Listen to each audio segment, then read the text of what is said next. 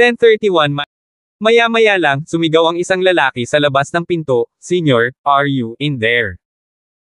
Agad na narinig ni Lance na ito ay ang kasintahan ni Regan Lee, si Aiza. "Sino iyan?" Binuksan ni Ruth ang bintana at tumingin, humihingi, ito ang Fox girlfriend ni Regan. "Lee." Sinabi ni Lance, "Papasukin mo siya, ang taong ito, baka magkaroon siya ng mga tagumpay sa hinaharap na higit pa sa iyo." "Ah!" Nagulat si Jane. Sinabi ni Ruth, "Bakit napaka-unfair, ayaw ko." "Oh, alam niyo ba kung bakit siya mabango?" "Bakit?" "Dahil mayroon siyang talento na maging isang enchanter, gayunpaman, wala siyang isang sikat na guro na magtuturo sa kanya, kaya hindi niya ito gagamitin, na nagiging sanhi ng pagkagalit ng mga babae at ang mga lalaki ay nabighani.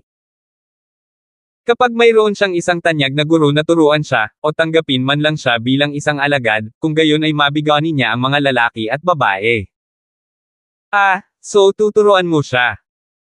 "Bakit hindi, kapag nakatadhana lang kayong magkita, kung hindi ko bibigyan ka ng pagkakataong iyon ay ililibing siya, kung bibigyan ko siya ng pagkakataon ay iba ang buhay niya.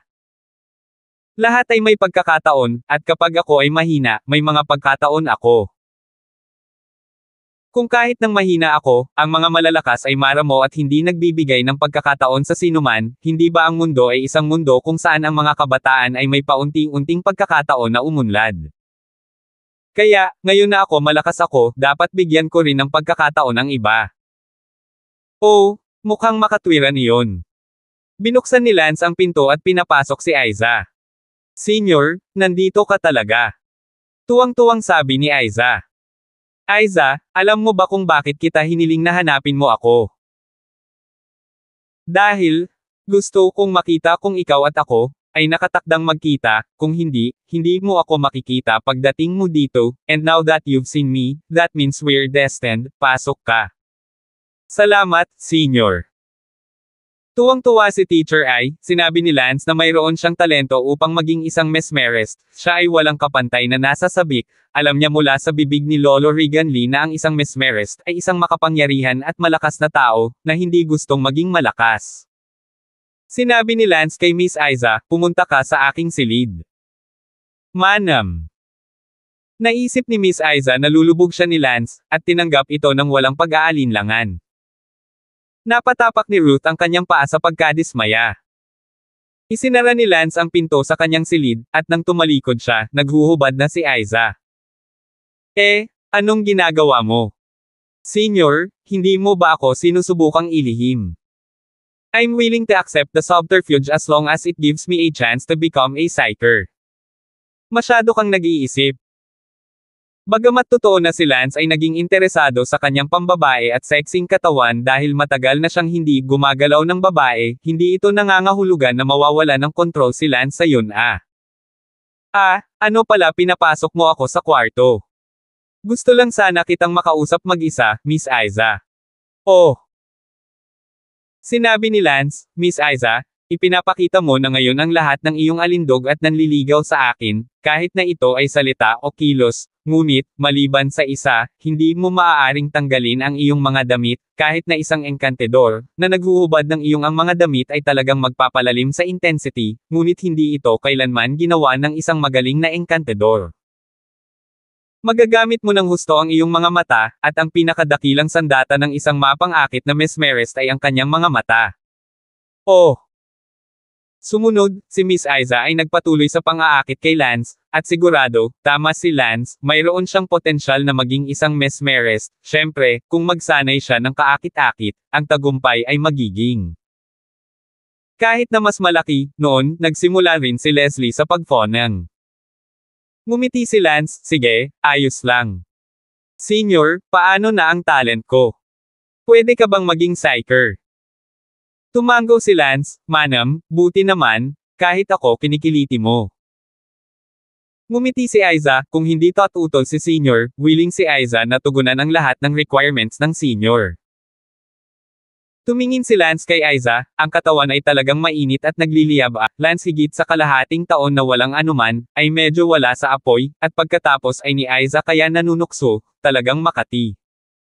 Nako, hindi na kailangan. Tumanggi si Lance, una sa lahat, ang kasintahan ng kanyang Regan, ayaw ni Lance.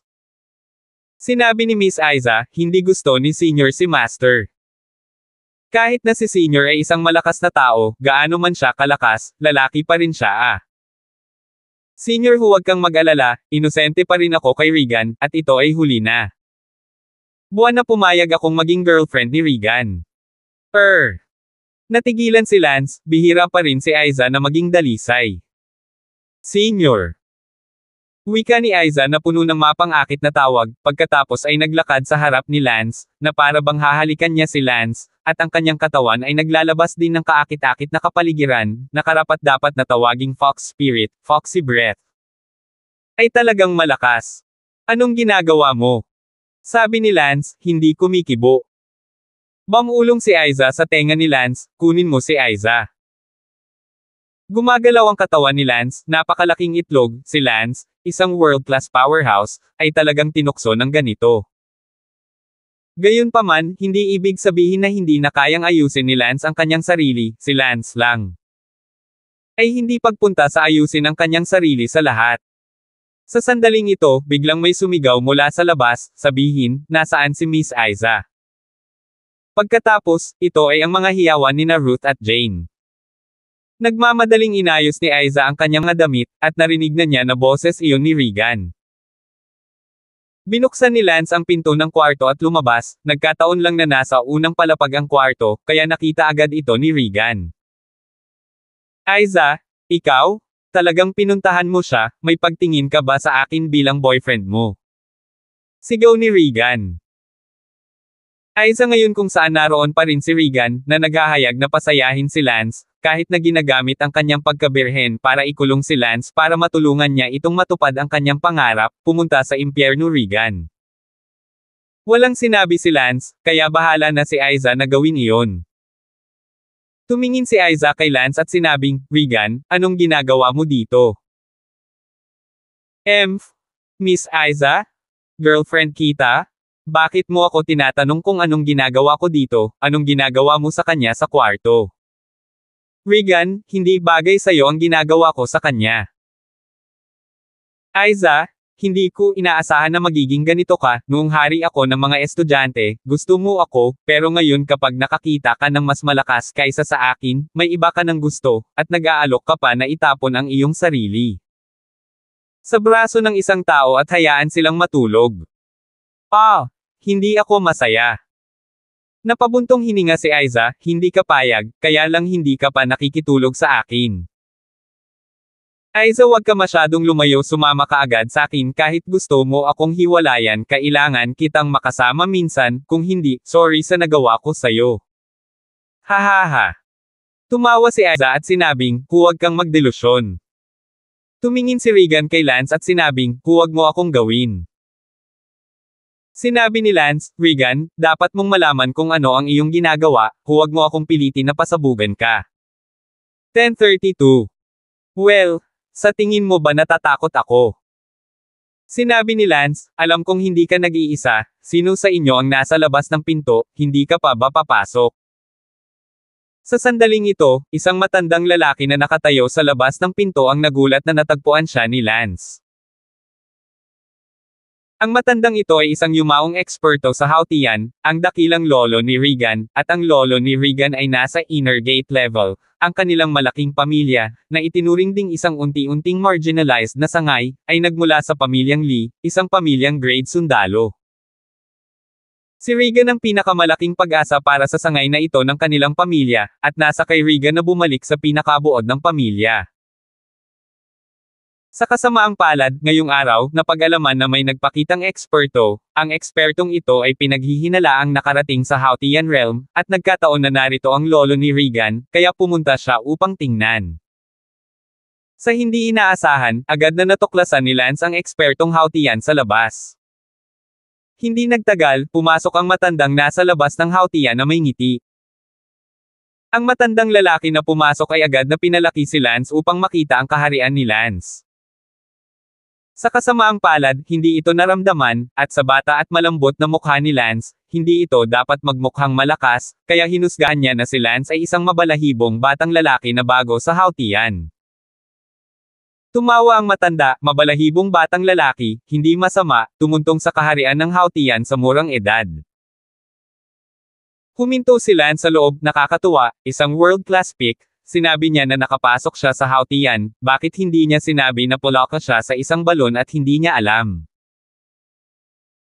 At ang Regan na iyon, nang marinig niyang sinabi ng kanyang lolo na si Lance ay pumasok sa Hautian, na bigla siyang nagsabi, Lolo, nagkakamali ka, hindi, imposible iyon, napakabata niya, imposibleng nakatapak siya.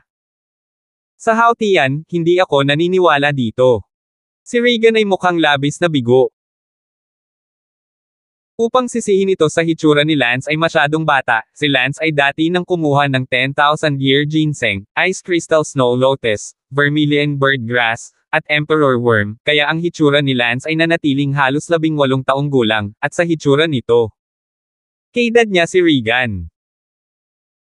Medyo nanlumo din ang lolo ni Regan sa loob, ni hindi niya partikular na nakita kung nakapasok ba talaga siya sa Hautian o hindi, maaari lang siyang gumawa ng unang paghuhusga, kung siya ay mali, ito ay masyadong nakakahiya, ngunit, magagawa niya. Anit lang siya, dahil naramdaman niya na 99% sa kanya ay isang mabalahibong batang lalaki na unang tumuntong sa Hautian. Not bad? Nakapasok na talaga siya sa Hautian, nakapasok sa Hautian sa murang edad, natatakot ako na ito ang unang pagkakataon na nakakita ako ng ganoong kalakas na teenager sa buhay ko. Si Regan ang may tono at posture ng isang senior, at isang superior. Talagang pumasok sa Hautian. Si Regan ay naliligaw na hindi man lang siya may kumpara kay Lance. Sinabi ng lolo ni Regan kay Lance, Binata, ano ang pangalan mo?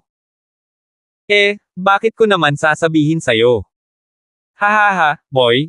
Medyo masungit. Well, gusto ko yan nung bata pa ako. Hahaha. Tumawa din si Lance, ang pagtingin sa lolo ni Regan ay parang nakakita ng unggoy na nagpapanggap na isang leon. Ninakaw mo ang girlfriend ng apo ko. Paano kung oo? Sabi ni Lance. Hahaha binata medyo mayabang ka kasi talented ka. Wala kang pakialam. Medyo naiinip ang matanda, dahil hinahangaan niya si Lance, at gusto rin niyang makita kung kaya niyang gawing apo si Lance, o maging anak, o disipulo, kaya iyon ang dahilan kung bakit palagi siyang tumatawa at kumikilos na parang pinahahalagahan niya siya. Gayunpaman, si Lance ay nanunuya at malamig na nagsasalita sa bawat oras, na ginagawa siyang naiinip. Bata, huwag masyadong ipagmalaki ang iyong sarili, mayroon kang napakahusay na talento, saang pamilya ba ito galing? Walang pamilya, sabi ni Lance. Ang tao ay natuwa at abala, ang pagtambay sa North Empire ay hindi uubra kung walang pamilya. Ganoon ba? Siyempre, ako ay isang taong nakapunta na rito, ang North Empire, malalakas na tao tulad ng mga ulap, lalo na ang maalamat na Darlington City na iyon, gusto mo bang makita ang tunay na North Empire? Paano kung gusto ko? Hahaha, isipin mo na lang, hayaan mo akong magpakilala, ako ay mula sa pamilyang Lee, ang aking pamilyang Lee ay isang makapangyarihang pamilya na may matatag na posisyon sa North Empire, ang pinakamalakas na tao sa aking pamilya ay umabot sa gitnang likas na yugto, at dalawa sila. Interesado ka bang sumali sa pamilya ko? Maging bahagi ka ng pamilya ko. Ngumuso si Lance, paano kung hindi ako interesado? Paano ako hindi magiging interesado, hindi ba sinabi ko lang sa iyo, kung gusto mong tumambay sa North Empire, hindi ito gagana ng walang pamilya, hindi ako natatakot na sabihin sa iyo na ang buong North Empire, bawat gobyerno, bawat lungsod, ay pinamamahalaan ng iba't ibang martial na pamilya, at bawat lungsod na pinamamahalaan ng isang martial family ay parang pamamahala sa sarili nitong bansa. Sabihin mo sa akin, paano mo ito magagawa ng walang pamilya, paano ito, isasama kita as my grandson, how about this? From now on, Regan will have to call you uncle kapag nakita ka nila. Nagsalubong ang mga kilay ni Lance. Na si Regan ay abala sa pagsasabing, Lolo, ikaw. Regan, huwag mo nang tawagin si Tito. Hindi ako tumatawag. Matigas na sabi ni Regan. Ngumuso si Lance, apong-apo. Ang matanda ay abala sa pagsasabing, kung ayaw mo, ayos lang na kunin kita bilang aking Diyosa. Regan, huwag mo na akong tawaging lolo. Hindi ko. Haha, anong Diyosa? Ang sabi ng matanda, kung gayon, ayos lang kung kunin kita bilang isang disipulo. Medyo balisa ang matanda, talagang gusto niyang makatanggap ng isang taong napakatalino. Sinabi ni Lance, huwag mo akong guluhin, bibigyan kita ng isang segundo para mawala. Nakita ng matanda na nabigo ang kanyang plano at nagalit, binata, walang kwenta ang pagiging mayabang sa harap ko, hindi ako natatakot na sabihin sa iyo na ang patriarch ng aking pamilya, ngunit kilala niya ang malalaking tao sa Darlington City. Talaga. Gusto kong marinig kung sinong malaking figure iyon. Lance ng Darlington City, narinig mo na ba siya? Ang Emperor ng Darlington City, na siyang namumuno sa lahat ng Marshall family ng buong North Empire. Hahaha. Tumawa ng malakas si Lance, pinag-isipang mabuti ni Lance, tila walang sinuman sa kanyang maliliit na kaibigan ang pinangalanang Lee, kaya ang matandang demonyong ito ay sadyang nagyayabang. Sabi ni Lance, so, kilala mo ba kung sino ako? Ikaw ay isang brat na kakatuntong lang sa Hautian Realm, kailangan ko bang malaman kung sino ka? Tinatanong kita ngayon sa huling pagkakataon, kung payag ka bang maging Diyosa at maging miyembro ng aking pamilyang Lee. Nagsalubong ang mga kilay ni Lance at galit na sinabi niya, hindi ka karapat-dapat na maging Diyos ako, kung sasabihin mo ulit iyon, maniwala ka sa akin magiging bastos ako. Galit na sabi ng matanda, bata, huwag kang masyadong mangmang, 105 taong gulang na ako. Pa! Sumimangot si Lance sa pamamagitan ng isang sampal, ang matanda ay sinampal sa lupa, sinabi ni Lance, para sa kapakanan na ikaw ay talagang nasa hustong gulang, hindi ako magiging marahas, makinig ka, ako si Lance. Ano? Ikaw. Oo, ako si Lance. Ngayon ay inuutusan kitang bumalik at imbitahan ang padre de pamilya mo, kung hindi, masisisi ako sa pagiging bastos. Ang mukha ng matanda ay walang katulad na mapatla, alam ni Lance sa sandaling kumilos siya na wala ito sa parehong antas. Hindi pa rin pupunta. Oo, pupunta ako. Nahulog ang matanda, walang katulad na sira sa loob, pabalik upang tanungin ang patriarka ng pamilya, papatayin siya ng patriarka. 10:33. Kinaumagahan, nagising si Lance, binuksan ang bintana, at nakita sa isang sulyap na ang panlabas na pinto ay nakaluhod kasama ang dalawang matandang lalaki sa gitnang likas na yugto, na mga 80 o 90 taong gulang. Well, sino kayo? Lumabas si Lance. I'm sorry. Please forgive Senior. Magkasunod na yumoko ang dalawa. Sinabi ni Lance, yung Hare Krishna level old na lalaki kahapon ay mula sa inyong pamilya, tama, sino sa inyo ang padre de pamilya? Ako. Ang isa sa mga matatandang lalaki ay abala sa pagsasabi. Nako, ang matandang iyon kahapon ay gustong kunin ako bilang kanyang inaanak, anong ibig mong sabihin? Ang dalawang matandang lalaki ay nanginginig sa takot, isang Hautian, na gustong kunin ang emperador ng North Empire bilang kanyang inaanak, ito ay hindi gustong mabuhay. Pasensya na po, lahat po kasi ng mga ito ay hindi ko napigilan ang mga kapamilya, si Lee Mao kahapon, na 2 beses na mas matanda sa amin in terms of seniority, kaya hindi po maganda na pigilan natin siya, nakikiusap ako sa emperador na magpakita. Maawa at iligtas ang aming pamilya. Sige, bumangon ka na. Magsulat ng mga nakatatanda para sa awa. Kung walang gagawin, umalis ka na lang at wag mo na akong guluhin. Oo. Umalis ang dalawang matandang lalaki, buti na lang at hindi itinuloy ni Lance ang bagay na iyon. Casual lang silang tinatakot ni Lance, at hindi niya hahayaan ang kanyang sarili sa pagpatay o ano pa man dahil sa walang alam na matandang iyon mula kahapon. Pagkatapos ng almusal, sinabi ni Lance, Jane, Ruth, Isa, bibigyan kita ng 1 araw upang magpaliwanag sa iyong mga pamilya, pagkatapos, sumama ka sa akin bukas at ipapakilala kita sa iyong Panginoon. Salamat, Senior. Ito na ang pagkakataon mo, hindi mo na kailangang magpasalamat sa akin. Sa ikatlong araw, isinakay silang tatlo ni Lance sa isang eroplano patungong Darlington City, at pagkatapos ng maraming abala, sa wakas ay nakarating sila sa Darlington City. Wow! Ito ba ang lugar na sinasabi mo? Dito ka ba, Emperador? Bulalas ni Ruth. Tama. Ang arkitektura dito ay parang paglalakbay sa sinaunang panahon. Naku, maliban na lang bawal ang development dito, kung hindi, naging modern city na, halika, sa palasyo. Sa sandaling ito, sa palasyo. Bumalik na si Lance. Hindi nagtagal, nabalitaan ng lahat ang pagbabalik ni Lance at tumakbo, nakita lang si Lance na nakaupo sa palasyo na gumagawa ng tsaa, kasama ang 3 pinigilan na batang babae na nakaupo sa tapat niya. Nagbuo si Lance ng tsaa para sa 3 babae at ngumiti ng magiliw, huwag maging magalang, magayos ka sa bahay. Pero, hindi ako naging bastos. Nagawa kong maging bastos noong nasa Yangtze City ako, pero ngayong nandito na tayo, alam lang namin ang dignidad ng posisyon mo. Kahit si Ruth ay ginawang masyadong bastos ni ang marilag na kapaligiran nitong Darlington City, hindi banggitin sina Jane at Isa, na tanging nakakaalam kung gaano karangal si Lance mula nang makita nila ang patriarch ng pamilyang Lee na nakaluhod sa pintuan kahapon. Hindi na nang-ahas sina Ruth at Jane na magpantasya tungkol sa isang karagdagang relasyon tulad niyan kay Lance. Sa sandaling iyon, si Sarah ang unang lumipad mula sa labas. Kuya Lance, bumalik ka na. Sarah. Kuya Lance, nakatuntong ka na ba sa tuktok? Abala sa pagtatanong si Sarah. Yeah. Pumasok siya.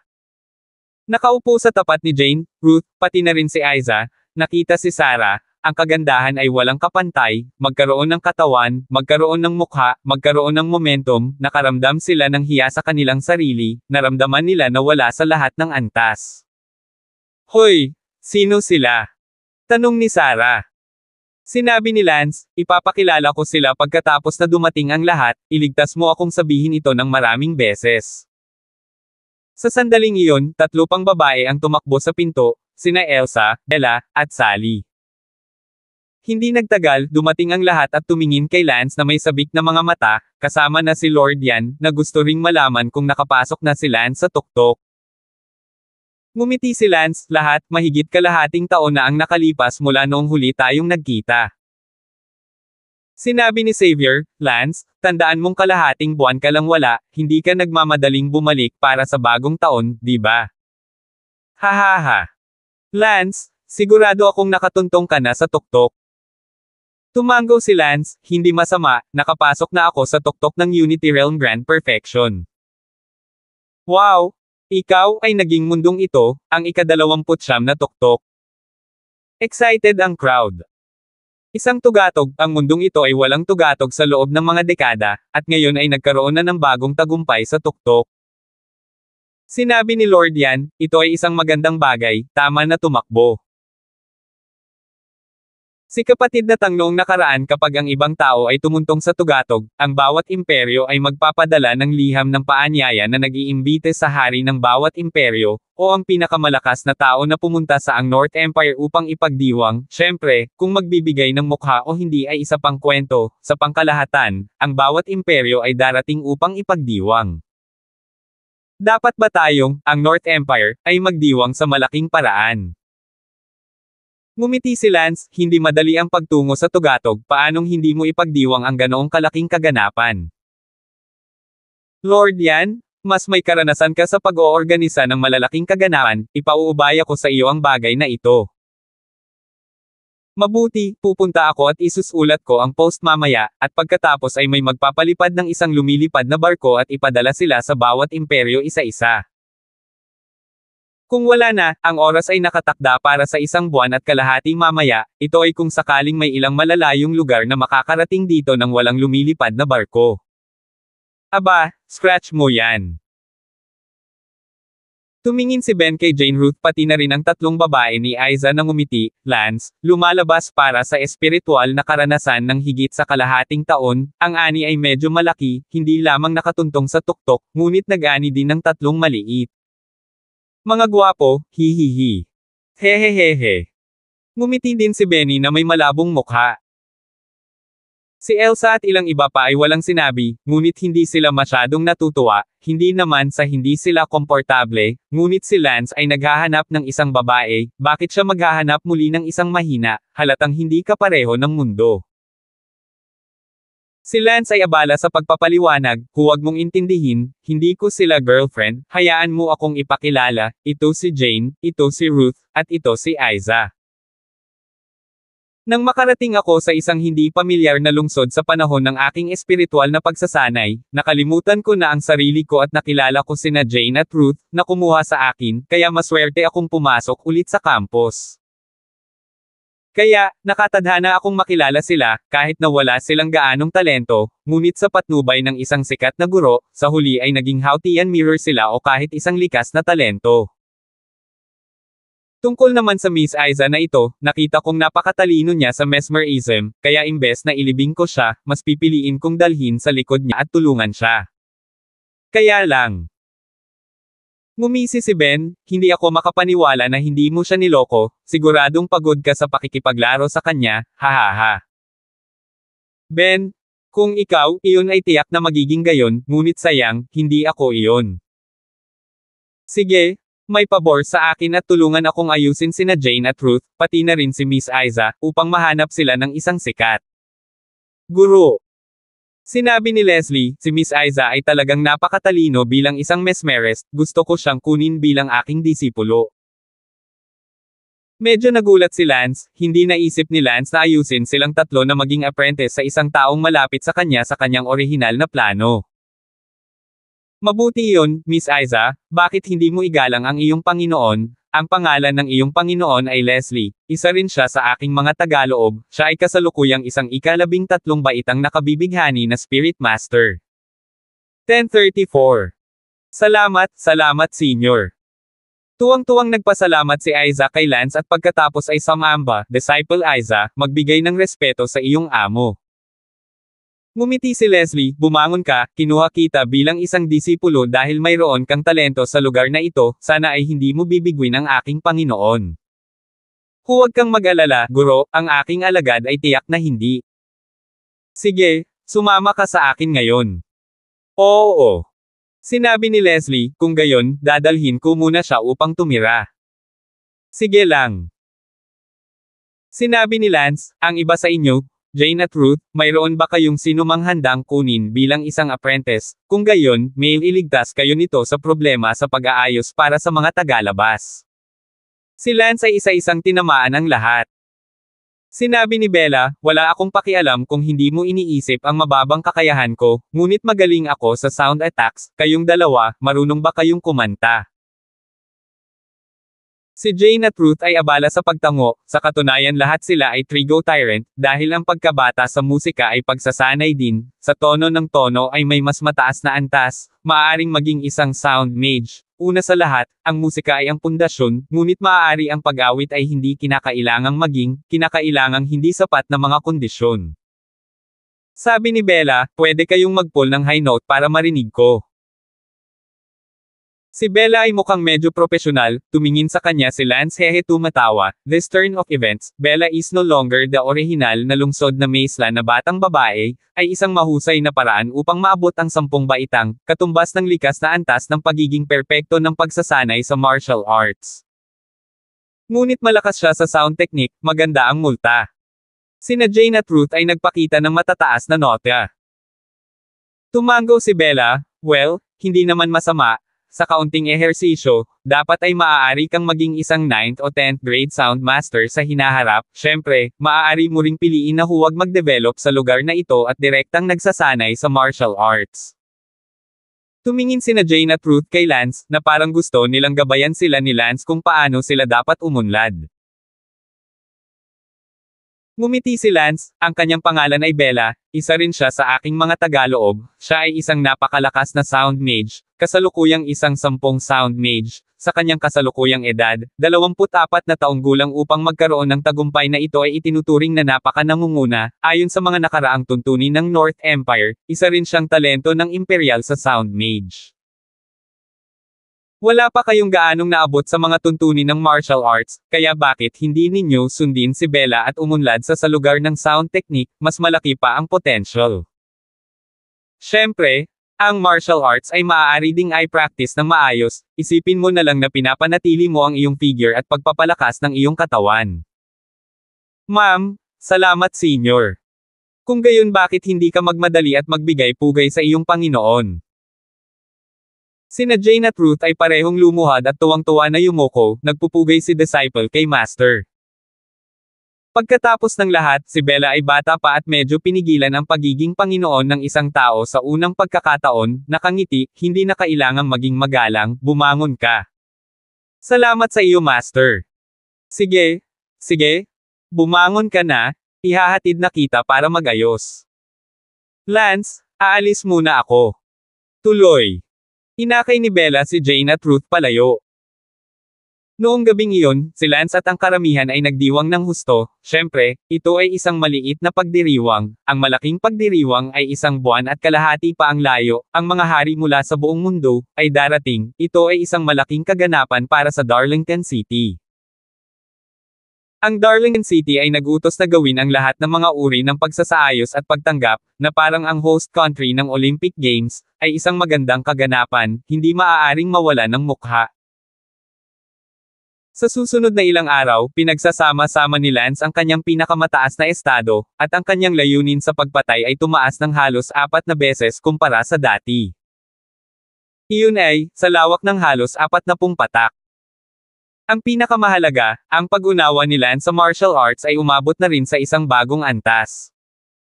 Dati, sinabi ng Island Lord na hindi ito naiintindihan ni Lance, na si Lance ay may parehong antas ng pangunawa sa pagtatapon ng kanyang espada, hindi niya naintindihan. At ngayon, naisip ni Lance, dapat ay naiintindihan niya. Sa isang mataas na bundok sa Darlington City, nakatayo si Lance sa hangin. Ngumiti si Lance at sinabing, Island Master, ngayon natatakot ako na naunawaan ko na napakasimpleng maunawaan ang virtual at ang tunay.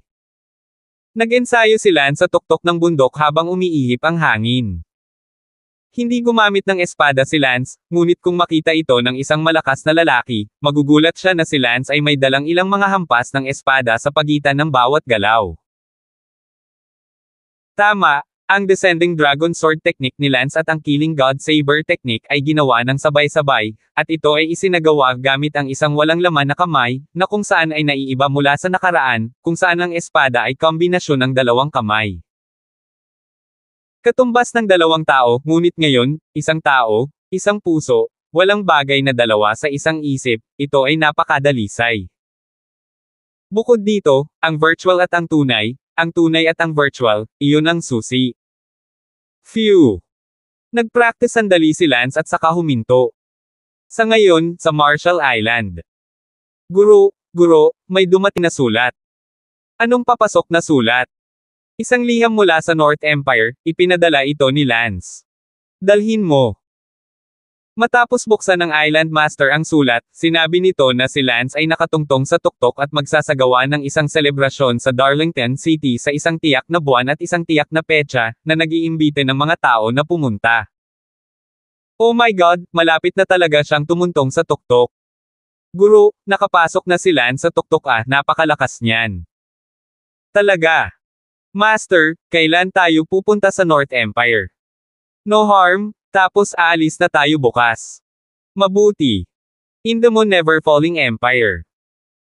Ang emperador ng Supreme Emperor at ang Moon Never Falling, ay nakatanggap din ng sulat mula sa Infernal Empire, na ipinadala ng lumilipad na barko. Tumakas na si Lance sa tuktok. Nanginginig sa gulat ang mga Moonless Emperors.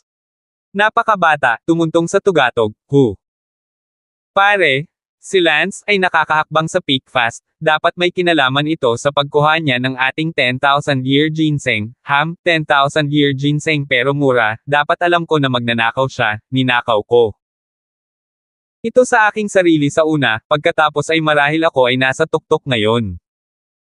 Sabi ng anak ng kataas-taasang hari, ang hari ng walang buwan. Wala nang kwenta pag-usapan yan ngayon. Dad, I hate it. So pupunta tayo sa celebration niya ngayon. Go! Syempre pupunta ako. Although I hate it. But he's stepping into the peak now, so I can't offend. Sa Heaven's Expanse Gate, ang Heaven's Expanse Gate Master ay pare-parehong natigilan, 3 taon pa lang mula noong huli silang nagkita, at siya ay tumuntong sa tuktok. Syempre, Ang Heavens and Gate Master ay napuno din ng puot, naniniwala na iyon. Ang kakayahan ni Lance na tumapak sa tuktok ng napakabilis ay may kinalaman sa kanyang Ice Crystal Snow Lotus.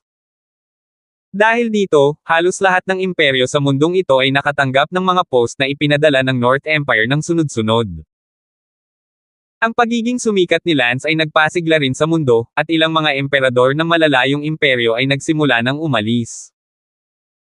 Ang Island Master ng Marshall Island, ang unang dumating sa Darlington City, ay mas maaga ng mahigit isang buwan. Hahaha, Island Master, ikaw pala. Lance, hindi ko ine-expect na ganito kabilis ang hakbang mo sa tuktok. Salamat, mangyaring pumasok, Island Master. Seremonyong tinanggap ni Lance ang Island Master at ang kanyang mga disipulo. 10:35 Pagkatapos ng isang kapistahan, sinabi ng Island Lord, Lance, ano ang nararamdaman mo tungkol sa iyong lakas ngayon? Well, ito ay nag-improve ng husto. Hahaha, so how about a little cut and thrust? You. Medyo nagulat si Lance, noong nakaraan, nang hindi pa man lang nakakatuntong si Lance sa tuktok, siya ang nagkusa na magmungkahi ng pagputol, ngunit naramdaman ng Island Lord na si Lance ay hindi isang kalaban sa lahat at walang cut. At ngayon, ang Island Lord ay talagang nagkusa na magmungkahi ng cut and dice. Mabuti. Tumango si Lance, nakaramdam si Lance ng kumpiyansa sa pagharap sa Island Lord sa pagkakataong ito, at malamang, si Lance ay hindi malayo sa lakas ng Island Lord, at nalampasan pa niya ito. Bagamat hindi pa umabot sa antas ng Island Master ang layunin ng pagpatay ni Lance, medyo malapit na ito. Sa tuktok ng bundok, naroon lamang ang Island Lord at Lance, walang mga tagalabas. Island Master, please. Matapang na sabi ni Lance. Haha, Lance, mauna ka na. Kung ganoon ay sabay nating gawin ito. Sige. Sa sandaling iyon, halos magkasabay na umatake ang dalawa, umaakyat sa isa't isa. Pareho silang napakabilis, sa katunayan, maaaring mas mabilis pa si Lance dahil mayroon pa ring Ghost Will Duel martial skill si Lance na hindi pa niya nagawa, kung hindi, tiyak na mas mabilis siya kaysa sa master ng isla. Bang! Agad na pinagtagpo ng dalawa ang kanilang mga palad. Ang panloob na lakas ng Island Lord ay napakakapal, habang si Lance, na ang panloob na lakas ay mas mababa, ay bata at makapangyarihan, at ang kapangyarihan ng kanyang dalawang palad ay sapat na. Kaya naman, halos nasa palm duel silang dalawa at umatras ng 12-dosenang hakbang pabalik. Naramdaman ng Island Lord ang pag-akyat ng dugo sa buong katawan niya at namanhid ang kanyang mga kamay.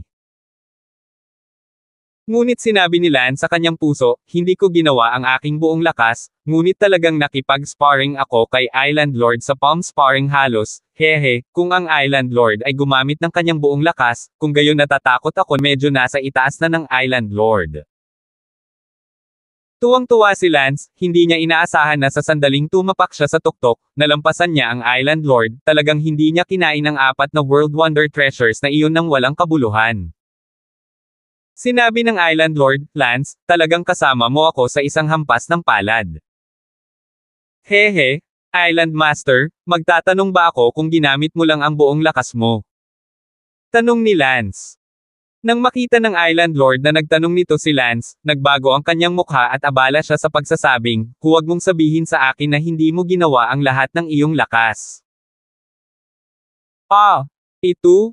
Well, to show you respect, I'll be honest, ibinigay ko lang ang tungkol sa 70% ng lakas ko, hindi 100% ng buong lakas ko.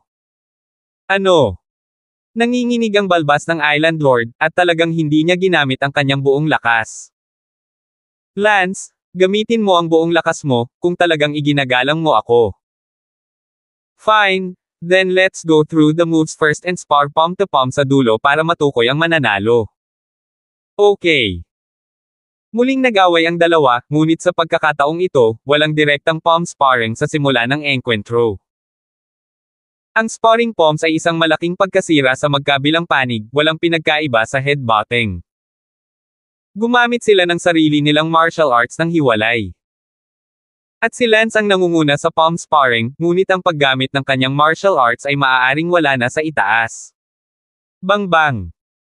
Matindi ang laban nilang dalawa sa isa't isa, na para bang ang Island Lord at ang Heavens and Gate Master, pati na ang Moon Never Falling Supreme Emperor, ay patuloy na tumatakbo sa mga bundok.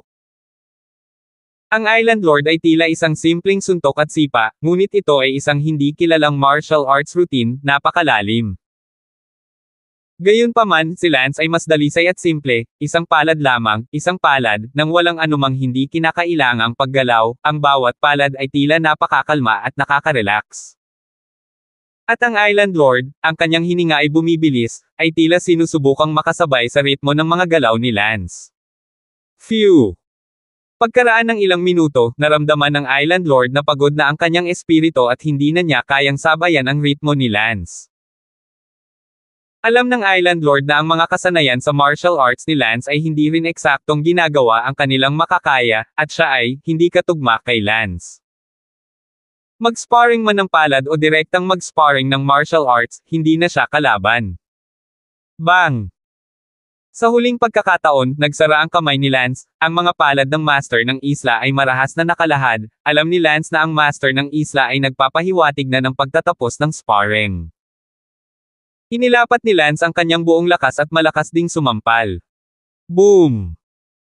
Ang katawan ni Lance ay hindi gumagalaw kahit isang kalamnan habang ang katawan ng Island Lord ay umiikot at lumipad paatras, direktang dumaong sa isang puno ng kahoy na mahigit 20 metro ang layo. Phew! Huminga ng malalim ang Island Lord at kinokontrol ang daloy ng hangin sa kanyang katawan. Panginoon ng isla, ayos ka lang ba? Si Lance ay abala sa pag-akyat. Napansin ng Island Lord na si Lance ay tila maayos na, kumikilos pa rin ng may pagmamadali at lakas. Hahaha, hahaha. Tumawa ng malakas ang Island Lord. Island Master? Hindi ka naman tatamaan ng kalokohan, di ba? Sige, hindi naman ganoon kaseryoso, Lance, inaamin ko, sa panahon ngayon, hindi na ako ang kalaban mo. Hihihi. Ngumiti si Lance ng nakakalokong ngiti. The Island Lord lamented, talagang mabilis ang pagbabago, 3.5 taon na ang nakalipas, masyado kang mahina para gumawa ng kahit ano sa harap ko, at sa isang kisap mata, hindi na ako ang kalaban mo. Ito ang pinagagawa mo sa akin ng Island Lord. Huwag mong purihin ang iyong sarili, hindi kita pinayagan. Gayunpaman, napakasaya ko para sa iyo na nalampasan mo ako, pagkatapos ng lahat, ang backwave ay nagtutulak pasulong sa harap na alon, at ang nagtutulak pasulong sa harap na alon, at ang isang henerasyon ay mas malakas kaysa sa isa pa, sabi ko. Sa una na kapag tumuntong ka sa tuktok, ito ay ganap na hindi mailarawan ng isip, at siguradong sapat, nalampasan mo ako sa sandaling tumuntong ka sa tuktok. Si Lance at ang Island Lord ay nakaupo sa ilalim ng puno, nag-uusap. Nagtanong si Lance, Island Master, ano ang nararamdaman mo, paano mo ikinukumpara ang lakas ko kay Yang Guan na sumampal sa iyo noong araw na iyon sa ilalim ng Heavens and Gate Mountain? Si Yang Guan ang pangalawang tao sa tuktok ng mundo na kahit ako ay hindi man lang kalaban, at hindi ko kayang husgahan ng husto, ikaw at siya ngayon, kung sino ang mas malakas. Hindi marunong manghusga. Hindi. Ang lakas ni Yang Guan, nakita mo na, noong araw na iyon sa ibaba ng Heavens and Mountain, nilabanan ko siya ng palad at lumipad ng daan-daang metro ang layo, sa pagitan ko at niya, para akong langgam. Sinusubukang yugyugin ang isang puno. Siyempre, noong araw na iyon ay nakipag-away muna ako sa Heavens Expanse Gate Master, nawalan na ako ng kaunting pagod, at ngayon ay natalo rin ako sa isang tunggalian sa inyo, nalampasan ninyo ako. Hindi ko mahuhusgahan kung sino ang mas malakas, ikaw o si Yang Guan. Well, I really want to have a battle with Yang Guan. That day under the Heavens Expanse Mountain, that old man Yang Guan was very arrogante, obviously bullying you. I was very upset that time. When I'm strong, ibubuli ko rin siya, para mailabas ang galit ko sa ngalan mo. Hahaha, ikaw ah. Bata ka talaga at parang bata, pero medyo masaya ako na maiisip mong ilabas mo ang galit mo para sa akin, hahaha.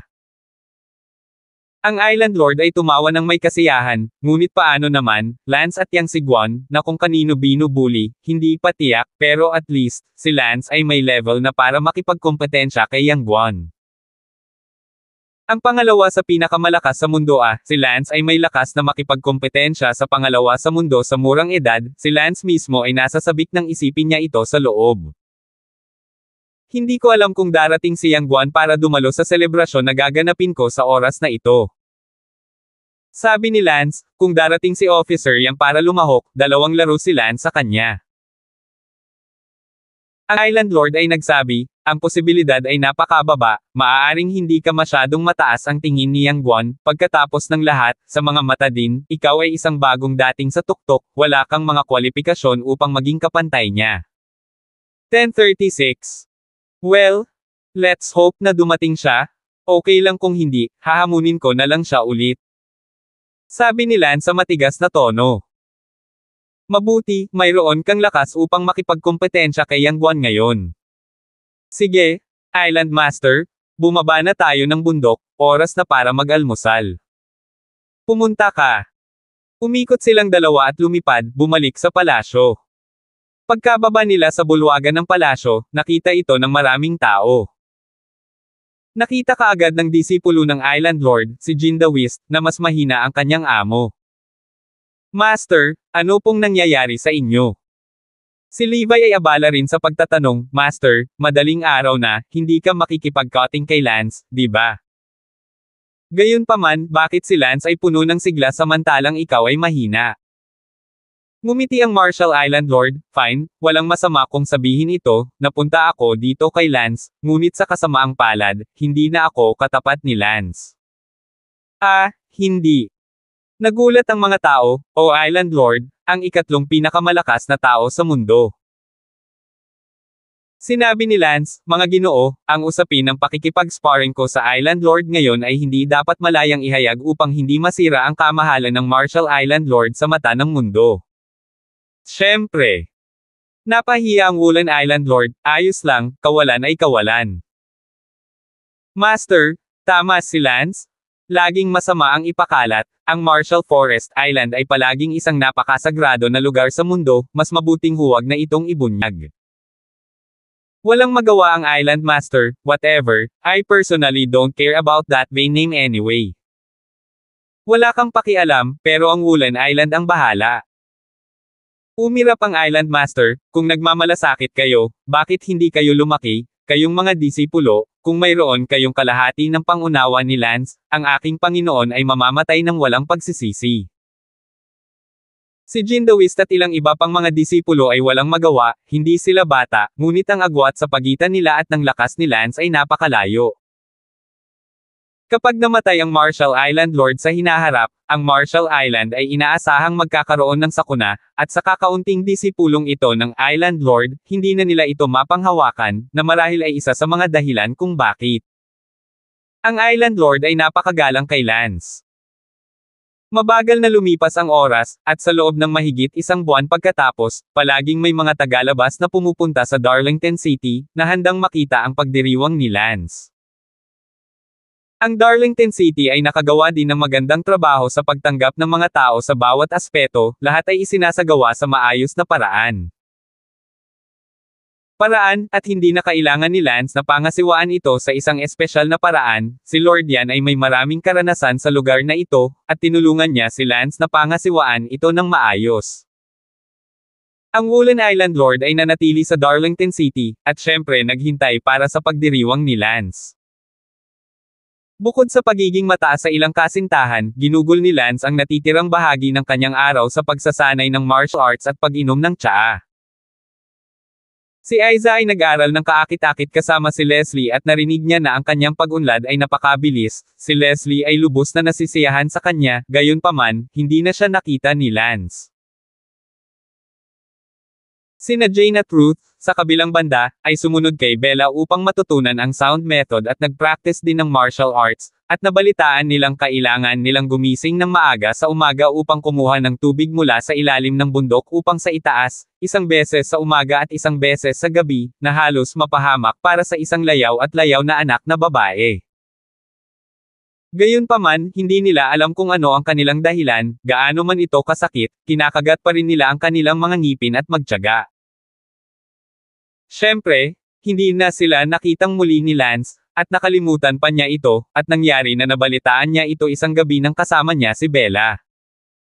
Sa ganitong paraan, mabilis na lumipas ang mahigit isang buwan. 2 araw na lang ang natitira bago ang pagdiriwang ni Lance.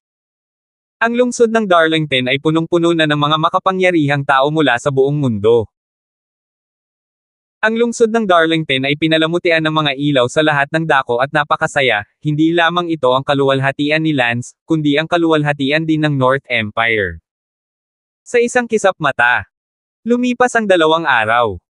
Sa araw na ito, madaling araw, opisyal na nagsimula ang pagdiriwang ni Lance. Sunod-sunod, maraming malalakas na tao ang lumipad sa palasyo at nagpadala ng mga regalo at post ng pagbati. Ang guro ng sikat na Sword Mountain Villa, si Yan Taiyo, ay dumating na.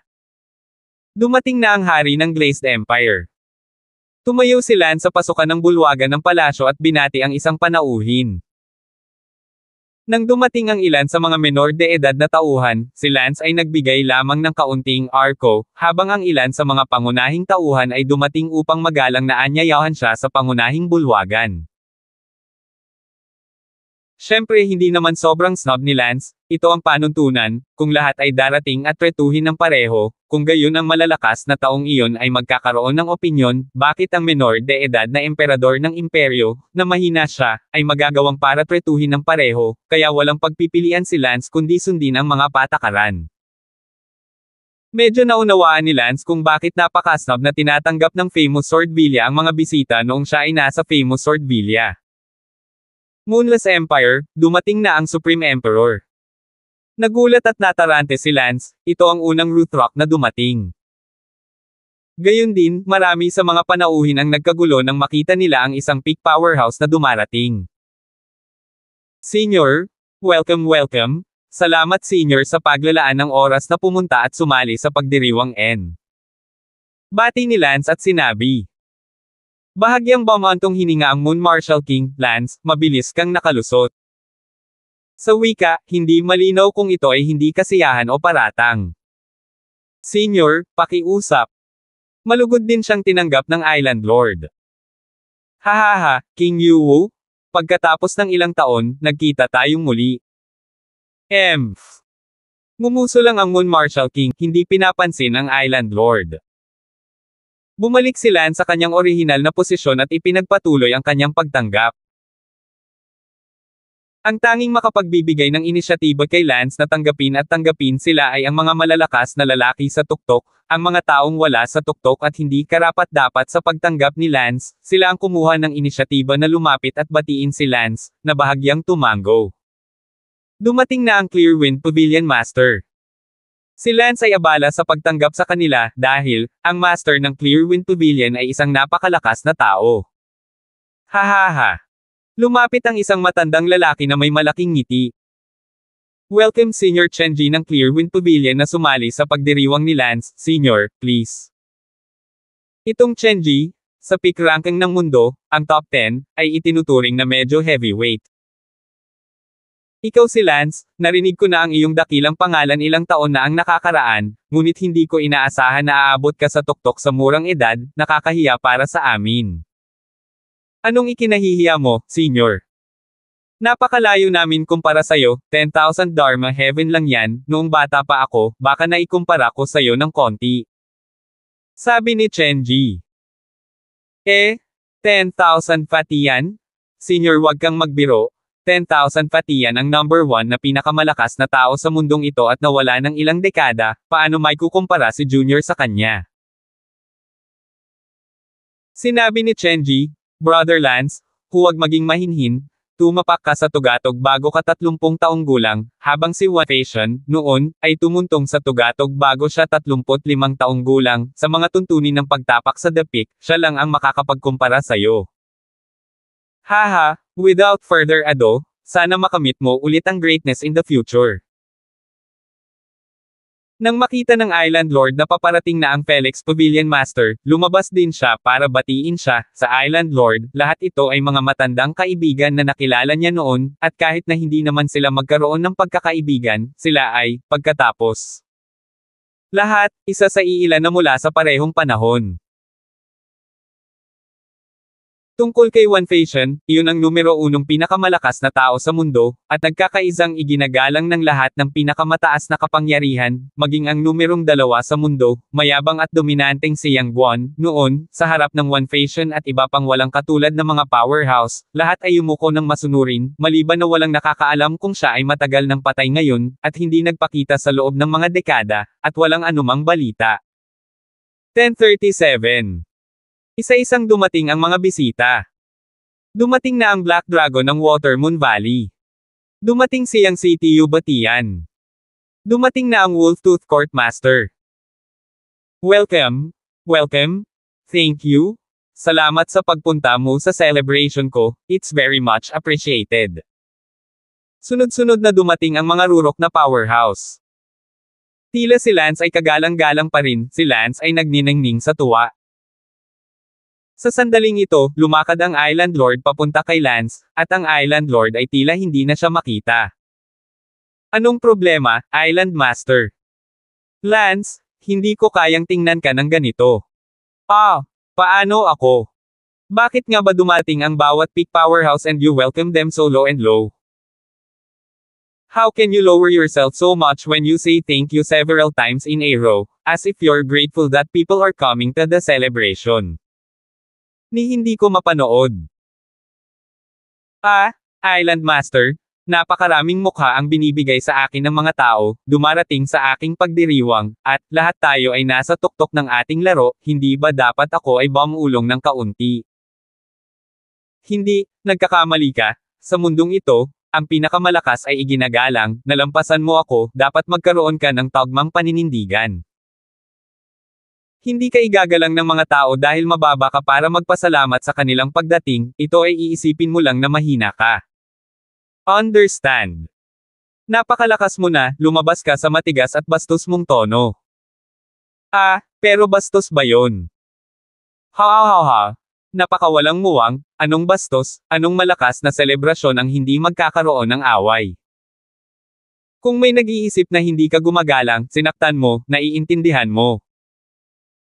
Ang layunin ng iyong pagdiriwang ay ipaalam sa lahat ang iyong lakas, maging magalang, at sa isang sulyap ay iisipin ng lahat na ikaw ang nasa ilalim ng lahat ng mga tugatog, kung hindi, bakit ka magalang, natatakot na makasakit sa anumang tuktok na tulad. Tumango si Lance. Island Master, mukhang naiintindihan ko, parang masyado akong magalang, malakas ang lakas ko, hindi ko na kailangan maging magalang kahit na dumating ang tuktok, dapat akong magkaroon ng saloobin na higit sa kanila. Para malaman nila ang lakas ko, kung hindi sila kumbinsido sa ugali ko, matatalo nila ako, ginagamit ko ang lakas ko para malaman ng lahat kung ano ang respeto. Tama, ano pa ba ang dapat ipagdiwang kung hindi, gusto ko talagang pumunta ang lahat at magkaroon ng piging sa kasal tandaan mo, ang pinakamalakas ay ang pinakamalakas. Well, salamat Island Master sa payo. Nagsimula talagang baguhin ni Lance ang kanyang poster Sa sandaling iyon, isa pang peak strongman ang dumating. Bright Moon Empire, dumating na ang Supreme Emperor Aflame Gold. Alam ni Lance na ang Aflame Gold na ito ay ang ika-18 na tuktok ng world ranking. Sa pagkakataong ito, hindi na nagalit si Lance na tanggapin siya, si Lance ay mas malakas kaysa sa kanya, hindi na kailangang maging magalang. Kung siya ay masasaktan, biro lang, si Lance ay mas malakas kaysa sa kanya, iyon pa rin hindi alam kung sino ang natatakot na masaktan ang sinuman. Naglakad si Wajen patungo kay Lance at sinabing, ikaw ay dapat ang sikat na Lance. Mas mataas din ang tindig ni Wajen. Sinabi ni Lance, oo, Senior, mangyaring pumasok sa loob. Nagsalubong ang kilay ng isang fiery gold, bakit si Lance, isang bagong dating sa tuktok, ay napakataas ng paninindigan. Bilang tugon, Aflasen. Medyo nalungkot, pero, hindi na nagsalita at pumasok na sa palasyo. Nadama ni Lance na napakasarap tingnan ang mundo, at hindi na kailangang maging magalang sa sinuman, dahil, kahit sino ay nasa ilalim mo. Si Lance ay nakatungtong na sa tuktok ngayon, at sa mundong ito ay nasa taas na kaya dapat may pride sa taas. Pagkatapos noon, isa-isa pa ring dumating ang mga panauhin, ang mga nasa ibaba ng tuktok, hindi man lang tumango si Lance at hinayaan ang kanyang mga tauhan para batiin sila. Sa wakas, ang mga panauhin na dumating sa likuran ay nadama ang isang napakataas na kamahalan kay Lance, ang mga hindi nasisiyahan at ang mga nadama na higit na hindi nasaktan. Sa huli, halos lahat ay nandito. Sa sorpresa ni Lance, ang 29 na taluktok sa mundo, bukod sa kanyang sarili, ay umabot na sa 25. Sa madaling salita, 3 lamang sa pinakamagagandang kapangyarihan sa mundo ang naiwan na wala. Ang 3 ito ay si Yang Guan, na pumangalawa sa mundo ilang dekada na ang nakararaan. Ang pangalawa ay ang Mother Yue Luo ng Dark Knight Empire, itong Mother Yue Luo, ang pang-4 na pinakamalakas sa mundo, at bagamat siya ay ika-4 na ranggo, kahit na ang Island Lord ay hindi ginagarantiyahan na siya ay mananalo muli, dahil ang Island Lord ay may ilang head start in winning her back then, kung hindi ay hindi malinaw kung sino ang nanalo. Hindi pumunta si Mother Night Luo sa pagdiriwang ni Lance, na normal lang, dahil, itong Dark Knight Empire, ay isang imperyo na matatagpuan sa sukdulan ng kanluran, kung saan kakaunti ang nakipag-ugnayan sa mundo, at ang Dark Knight Empire ay isang napakauhaw sa dugo na bansa. Na walang batas, pumatay ng mga tao na parang mga manok, at kaguluhan. Hindi isinama ng emperador ng Lord Yan ang Night Empire sa kanyang post bago si Lance, kaya inaasahan na hindi siya dumating, ngunit malamang na hindi siya pumunta. Alam kong umiral si Lance. Ang huling hindi dumating ay natural na si Wan Feishan, na nawala ng ilang dekada. Dumating na ang mga bisita. Tumayo si Lance sa itaas ng palasyo, ang lugar kung saan inilagay ang mga dragon chair. Tumingin si Lance sa pulutong na puno ng mga makapangyarihang tao mula sa iba't ibang panig ng mundo at ngumiti, "Salamat sa lahat ng pumunta para sumali sa aking pagdiriwang. Ako, si Lance, sa wakas ay nakatungtong sa tuktok noong nakaraang buwan. Ito ay isang magandang kaganapan na ang buong world can celebrate. Sana lahat kayo ay samahan ako sa pagdiriwang at pagsasaya." Napakataas ng tono ni Lance, hindi lang niya sinabi na ang kanyang pagtungtong sa tugatog ay isang magandang kaganapan na maaaring ipagdiwang ng buong mundo, ngunit gusto rin niyang magdiwang ang lahat kasama niya. Ang mga ganoong mataas na profile na salita ay tila nakakabaliw, ang mga ang sinipsip kay Lance ay syempre napuno ng kagalakan habang kusang loob silang sumuko sa kanyang mga paa, habang ang mga hindi sumuso kay Lance ay medyo hindi komportable na marinig. Nagpatuloy si Lance, "Ngayong lahat ay nakarating na sa aking North Empire. Ako, si Lance Someone, ay napakasaya, lahat, mangyaring I-cheer ako hanggat gusto ninyo." Oo, oo, oo. Ang ilan sa mga sumuso kay Lance, yaong ang lakas ay nasa una at ikalawang antas ng dakilang kasakdalan, ay agad na nagsaya. At ang ilan sa mga napakalakas, all-time Unity Realm Great Perfection Third Layer Powerhouses, pati na rin ang mga nasa tuktok, ay labis na nabalisa sa tono ni Lance. Talagang hindi kasiya siyang kumilos na parang nasa itaas siya. Lahat ng iba nang siya ay tumuntong pa lamang sa tuktok, na para bang lahat ay nasa ilalim ng kanyang mga paa. Ang Island Lord ay nakatingin kay Lance na may malaking kasiyahan sa gilid. "Oo, ganyan dapat, huwag kang umarte na parang kailangan mong i-cater ang lahat dahil lang sila ay pumunta sa kanyang selebrasyon, na parang kailangan mong kumilos bilang kung ikaw ay lubos na nagpapasalamat, natatakot na masaktan at mapagpakumbaba." Sa ganoong paraan sa halip na makakuha ng respeto, lakas ang siyang nagpapanalo sa lahat. Ang pagdiriwang na ito ay tiyak na magkakaroon din ng ilang digmaan, dahil napakataas ng paninindigan ni Lance, tiyak na may mga taong hindi kumbinsido. 10:38. Ang kailangan lang gawin ni Lance ay talunin ang lahat sa pagpapasakop, at kapag nakumbinsi ang lahat, gaano man kataas ang poster ni Lance, walang nang ahas na magalit, iyon ay lakas para sa lakas. Ang 20 o higit pang peak powerhouse na iyon ay hindi na komportable nang makita ang poster ni Lance na may napakataas na tono. "Hahaha, hahaha, hahaha." Ilang beses na sunod-sunod na tumawa ng malakas si Lance, tinatrato ang lahat na parang pumunta sila para sambahin siya, hindi nangangailangan ng anumang pasasalamat, dahil hindi siya umaasa sa pagkakaibigan, at hindi niya kinakausap. Lahat tungkol sa pagkakaibigan, ngunit tungkol sa lakas. Kung hindi ka kumbinsido, huwag mag-atubiling lumabas, ang layunin ng pagdiriwang ay itatag ang katayuan ni Lance sa mundo. Sa sandaling iyon, isang matandang lalaki sa tuktok ang sumigaw, "Lance." Tumingin si Lance sa matandang iyon at ngumiti, "Itong senior, ano ang maitutulong ko sa iyo?" Well, Lance, may isang bagay na mali sa sinabi mo. Yeah. Kung saan mali, baka ituro mo sa akin. Sinabi mo na ang iyong pagtungtong sa tuktok ay isang magandang kaganapan na maaaring ipagdiwang ng buong mundo, at sa palagay ko ay mali iyon. Hahaha, itong senior, paano kung hindi mali ang iniisip ko? Hindi ba masaya na nakarating ako sa tuktok? Hindi ba dapat lahat ay nagdiwang sa akin? Hindi, ang taong babatiin sa pagtungtong sa tugatog ay ang iyong sarili. At ako, si Tristan, ay dumating lamang upang makita ang saya. At saka, Lance, kakatungtong mo pa lamang sa tuktok, sana ay huwag kang kunin masyadong mataas ang tindig, ibaba mo man lang ang iyong kinatatayuan sa harap namin ng mga lumang tugatog, kung hindi, dehado ka. Hahaha, Tristan, paano kung ako, si Lance, may hayaan kang magdiwang para sa akin ngayon? Ngumuso si Tristan. Isang amoy ng pulbere ang bumungad sa pinangyarihan. Tama, napakalakas na amoy ng pulbere. Mukhang inaasahan na ito ng Island Lord, anong peak celebration ang hindi mangyayari sa ilang mga tunggalian, kung hindi, paano pa niya itatatag ang kanyang posisyon sa mundo, ang world ranking. Si Lance ay nagtatatag ng kanyang sariling katayuan, at siya ay mas malakas kaysa sa Island Lord, kaya mas mataas ang tindig niya. Ang pagdiriwang ngayon ng Lance ay malamang na mas matindi kaysa sa anumang nakaraang pagdiriwang sa tuktok dahil biglang tumayo si Lance. Sinabi ni Lance, Tristan, inuutusan kita ngayon na magsalita ng pagbati para sa akin.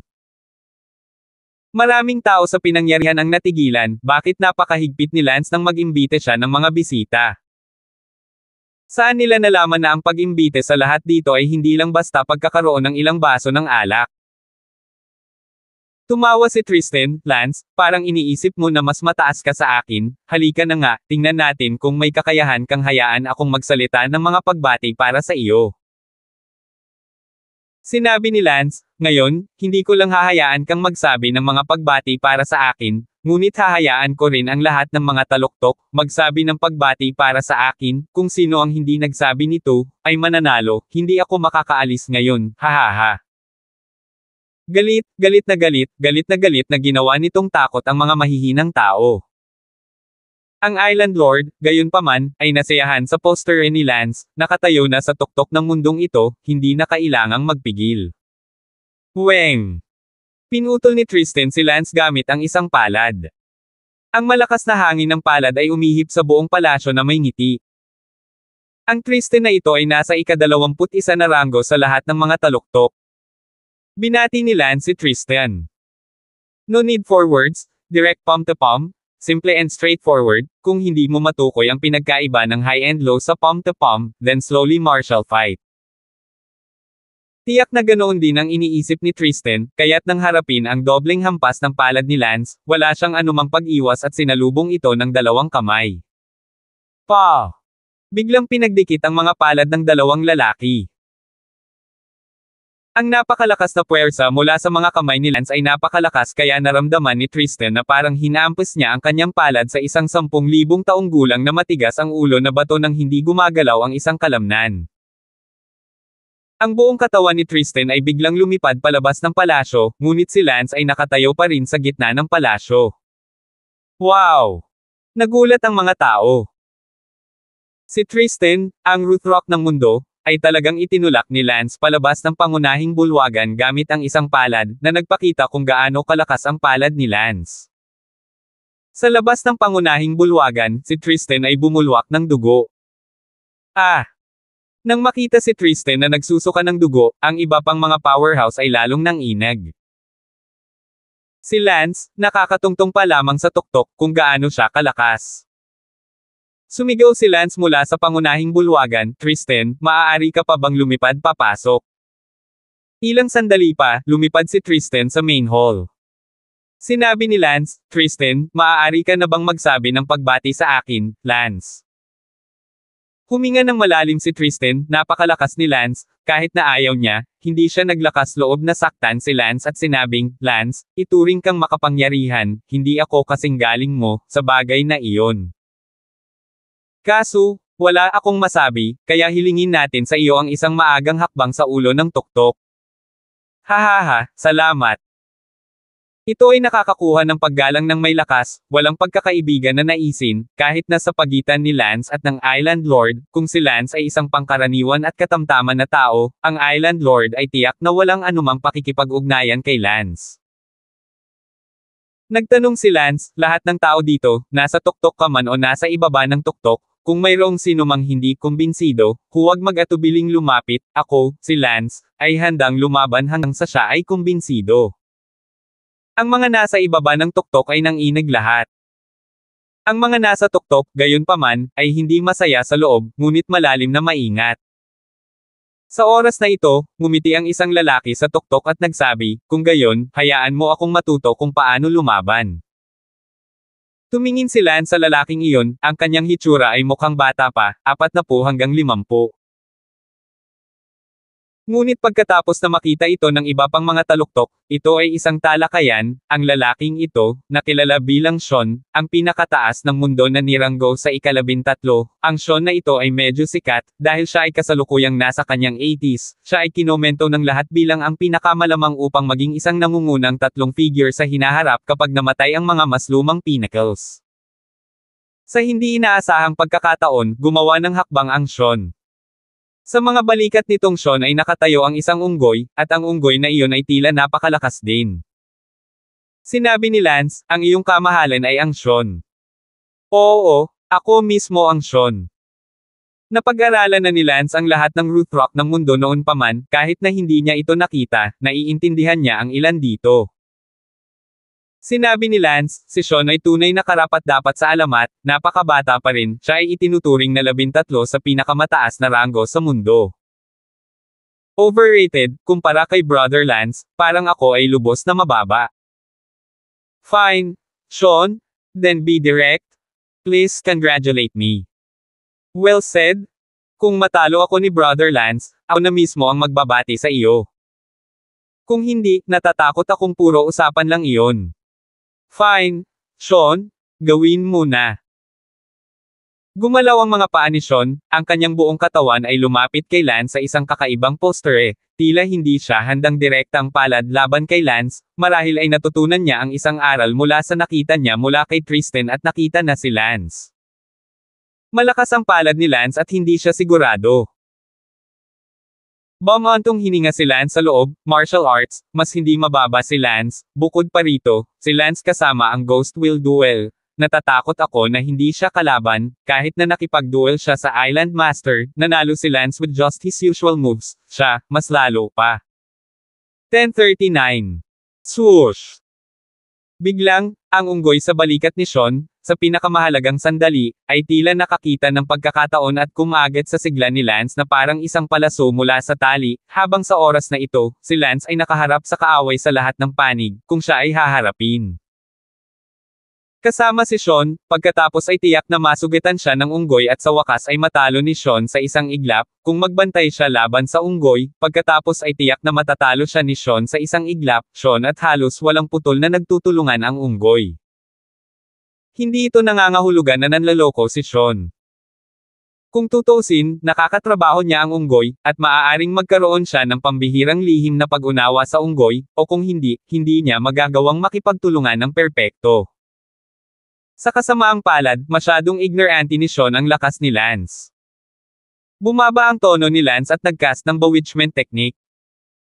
Oo, mesmerism. Bagaman hindi malakas ang mesmerism, ngunit hanggat naapektuhan nito si Sean kahit kaunti, ang kanyang kaugnayan sa mga unggoy ay ganap na masisira.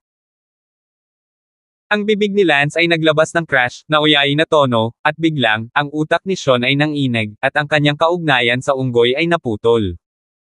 Kuwak! Sa sumunod na sandali, may sigaw ng unggoy sa sakit. Bang! Tinamaan din ng hampas ng palad ni Lance ang dibdib ng Shocking. Huminto ang Sean ng may malakas na tunog habang ang Sean ay umuurong ng 12-12 ng hakbang, ang mga talampakan ng kanyang mga paa ay nanginginain ang mga slate tile sa lupa, na nag-iiwan ng isang linya ng malalalim na marka ng pagkaladkad. Phew! Huminga ng malalim ang Sean. Si Lance, gayunpaman, ay mukhang normal, walang nakikitang kakapusan sa paghinga, kalmado hanggang sa sukdulan. Alam lang ng iba sa mga peak powerhouses na ang lakas ni Lance ay mas malakas kaysa kay Sean, na nasa ika-13 na pwesto. Sean, paano kung magsabi ng congratulatory message para sa akin? Sabi ni Lance sa hindi mapag-aalinlanganang tono.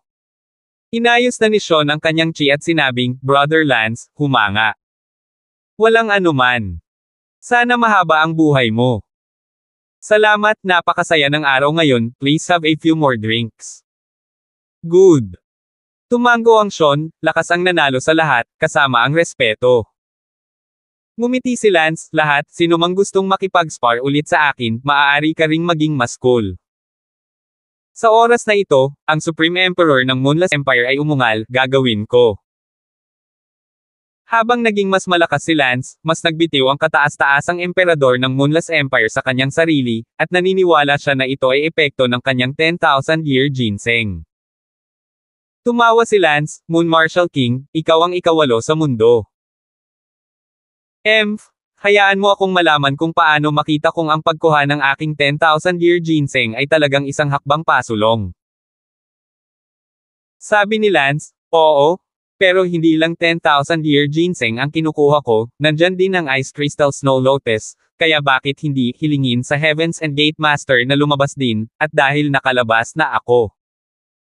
Kinuha ang kakaiba mong kayamanan, magsanib puwersa tayo. Lance, napaka-wild mo talaga, sigurado ka bang hindi mo ako matatalo kung makikipagsanib puwersa ako sa Heavens and Gate Master? Galit na galit ang Moon Never Falling Supreme Emperor, siya ang ikawalo. Sa mundo, at ang Heavens and Gate Master, ay kahit na ang ikapito sa mundo, at kapag nagsanib puwersa silang dalawa, natatakot ako na hindi mananalo ang Marshall Island Lord. Sa sandaling ito, ang buong palasyo ay nag-uusap, si Lance ay masyadong baliw, ang ikapito at ikawalong mundo ay magkapit-bisig, at siya ay walang kabuluhang nais na manalo. Hahaha, kinuha ko ang mga kakaiba mong kayamanan, makatwirang magsanib puwersa kayo, hinabol niyong dalawa ang kapatid ko sa Water Ape Empire noong araw na iyon, ngunit sa kasamaang palad ay hindi ako nakabalik noon, kaya tapusin na natin kayo. Ngayon para sa nawawala kong kapatid. Fine. Agad na tumalon ang Heavens and Gate Master. Dalawang malalakas na lalaki mula sa parehong panahon ng Island Lord ang nagsanib puwersa para harapin si Lance. Ito ay isang labanan na umabot ng 100 taon.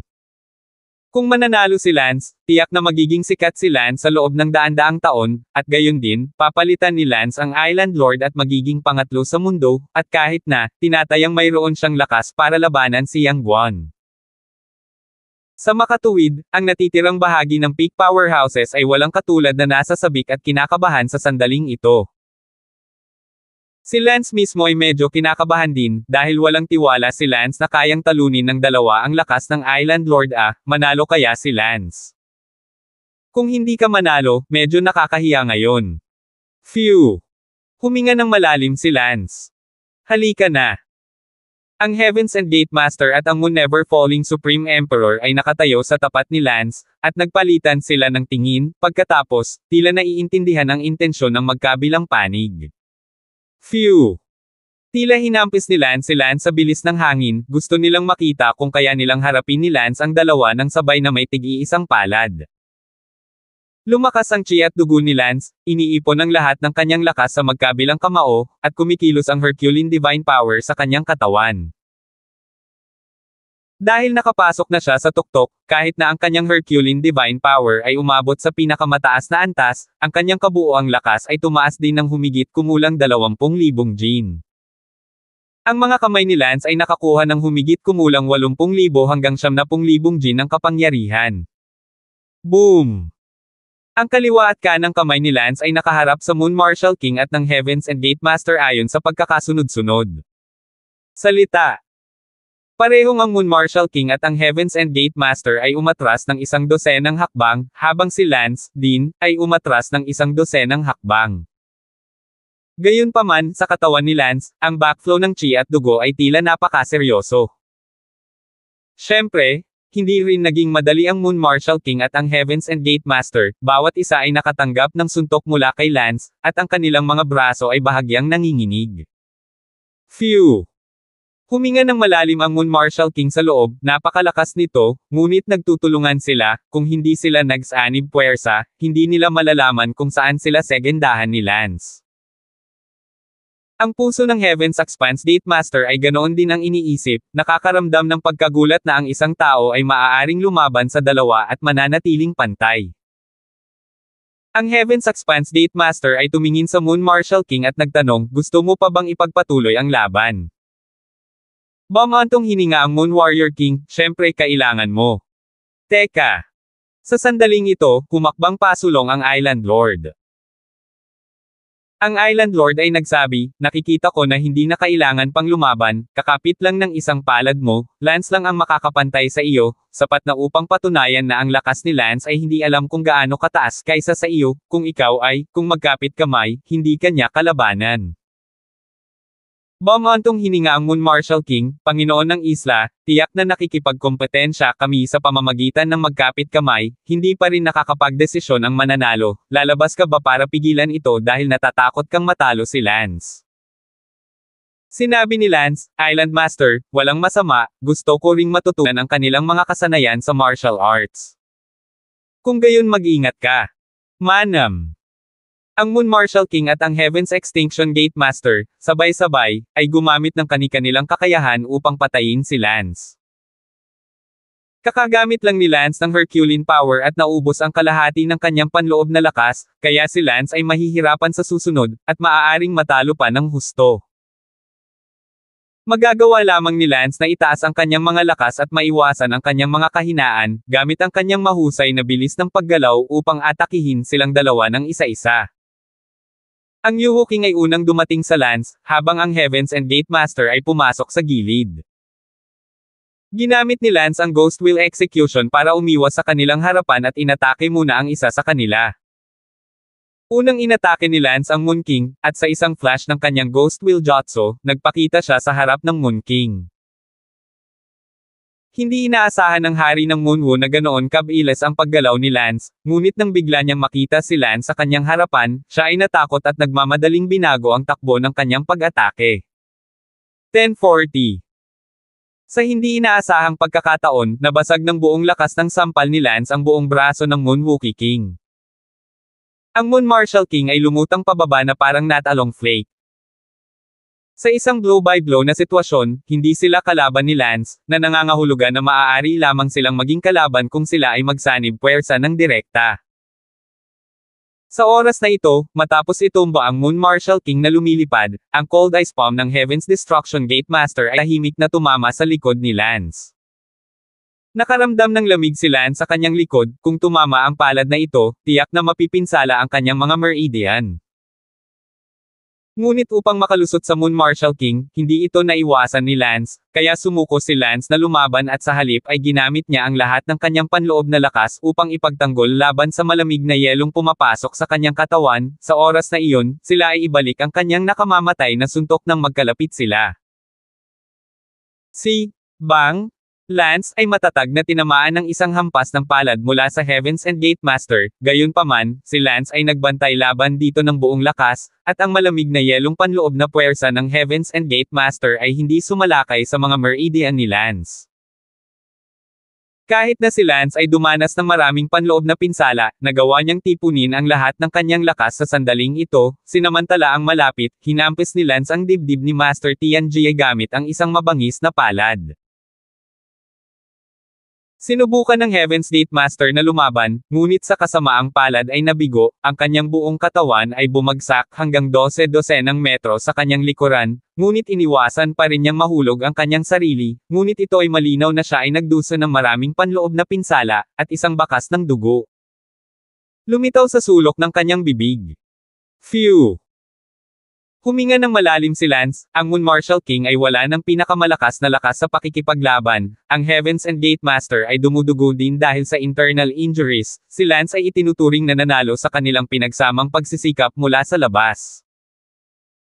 Ngunit sa katunayan, tanging si Lance lamang ang nakakaalam na naubos na niya ang kanyang panloob na lakas, at kahit nakayapan niyang lumaban muli, nilabanan niya sila hanggang sa wakas. Yay! Nakita ng mga tao na talagang natalo ni Lance ang dalawa na nagsanib puwersa, isang yawal ang tumaas, at pagkatapos ay nagpalakpakan ang lahat. Ang Moon Marshal King at ang Heavens and Gate Master ay parehong napabuntong hininga, kailangan nilang aminin na ang mga kabataan ay magkasamang natalo, at kahit na si Lance ay nakakonsumo ng marami, si Lance ay walang anumang panloob o panlabas na pinsala maliban sa ang kanyang panloob na lakas ay nauubos. Iniangat ni Lance ang kanyang mga kamay sa Moon Marshal King at sa Heavens and Gate Master at sinabing, "Dalawang senior, tatanggapin ko ang alok." Humph! Bumantong hininga ang Moon Marshal King, tila hindi kumbinsido sa ibabaw, ngunit sa totoo ay kumbinsido na siya sa loob. Walang sinabi ang Heavens Extinct Gate Master. Sa sandaling iyon, sinabi ng isang tao, lahat, ngayong natalo na ni Senior Damon ang dalawang eksperto, ang Moon Marshal King at ang Heavens Expanse Gate Master, ano ang dapat nakatayuan ni Lance sa mundo? Ano ang ranking?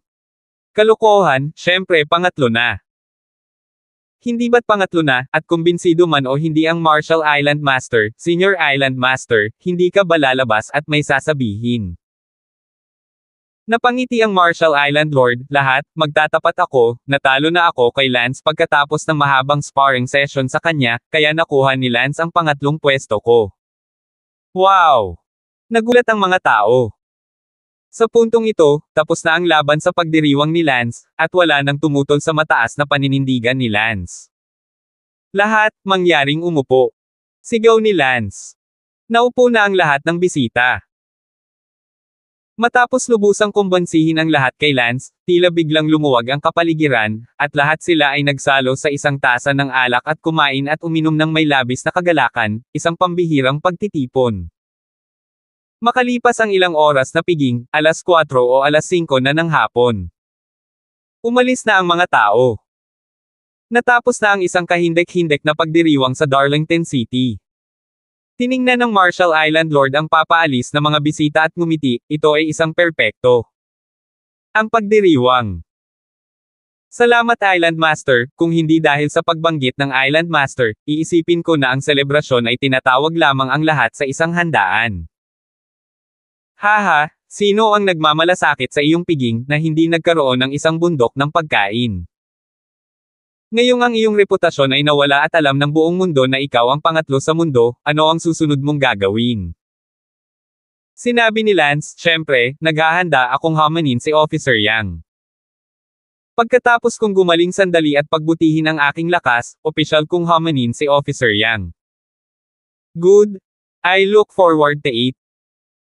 Then, it's time for me to return to Marshall Island, isang buwan na rin akong nakatira sa Darlington City. Well, may ipapahatid ako sa iyo sa isang lumilipad na barko. Salamat. Hiniling ni Lance kay Sarah na personal na i-escort ang master ng isla pabalik sa Marty Elwood Island. Ang mataong Darlington City ay bumalik sa katahimikan pagkatapos ng ilang araw. Naghanda si Lance na isara ang gate. Sa panahon ng pagdiriwang na ito, ang pakikipaglaban sa Moon Marshal King at sa Heavens and Gate Master, si Lance ay nagkaroon ng ilang mga insight, at magsasara sa loob ng ilang panahon, kung may naabot siya, nang lumabas siya sa saradong pinto. Ang kanyang lakas ay dapat na mas pino, at sa panahong iyon, dapat na siyang hamanin si Yang Guan. Ang tagal ng pag-urong ay hindi natukoy, ngunit tinatayang aabot ito ng kalahating taon, o kahit ilang taon. Ayon sa pagsisiwalat ng Island Master, natatakot ako na ang sure kill intent ni Yang Guan ay lumampas sa 100 patak. Sa mundong ito, mayroon lamang 2 tao na maaaring magkaroon ng higit sa 100 patak ng layunin ng pagpatay, na si Yang Guan, at ang misteryosong Wan Fetian. Siyempre, ang pinakamalakas sa mundong ito ay hindi mga tao, ngunit ang mga hayop. Ang mga hayop ay tiyak na higit pa riyan, ngunit hindi magiging napakarami. Kung tungkol sa paghakbang sa Ancestor Realm, walang sino man ang tao o hayop dahil, ang Ancestor Realm ay napakahirap pasukin. Tinawag ni Lance sina Elsa, Leslie, Sally, at Bella sa kanyang silid bago isara ang gate, at kung ano ang gagawin, hindi na kailangang magdetalye. Pagkatapos ng lahat, isinara ni Lance ang gate para sa isang yugto ng panahon, at ito ay kinakailangan upang masiyahan ang mga ito bago isara ang gate. Pagkatapos ng isang gabi, opisyal na pumasok si Lance sa closed-door state. Ang lugar ng pag-urong ni Lance ay nasa ilalim ng lupa ng palasyo, ganap na hindi nababagabag. Kaya lang, sa isang kisap mata, si Lance ay nasa loob ng 2 taon. Siyempre, hindi ibig sabihin na ang pag-iisa ay nangangahulugang makulong sa ilalim ng lupa ng hindi kumakain o umiinom. Paminsan-minsan ay lumalabas si Lance upang lumanghap ng sariwang hangin, ngunit kahit na siya ay lumabas, ang kakanyahan ni Lance ay nasa pag-iisa pa rin at hindi apektado ng iba pa.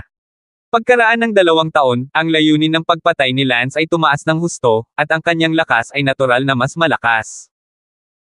Hahaha, sa tingin ko ay dapat kong makipaglaban kay Yang Guan. Tumawa ng malakas si Lance. Dumating lahat ang maliliit na kaibigan ni Lance. Lance, ano ang nararamdaman mo pagkatapos ng 2 taong pag-iisa? Si Xavier ang unang nagtanong. Oo, Kuya Lance.